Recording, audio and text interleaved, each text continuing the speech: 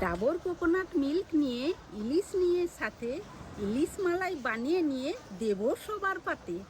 ইলিশ মালাই, মালাইয়ে ভরা এই ইলিশ যেমন সুন্দর স্বাদ, রান্না তেমনই অভিনবত্ব। প্রথমে ইলিশ মাছগুলো কেটে ধুয়ে নেব। ওতে নুন, হলুদ, লঙ্কা গুঁড়ো এবং সর্ষের তেল দিয়ে ভালো করে ম্যারিনেট করে নেব। কড়াই বসিয়ে সর্ষের তেল দিয়ে মাছগুলো দিয়ে দেব।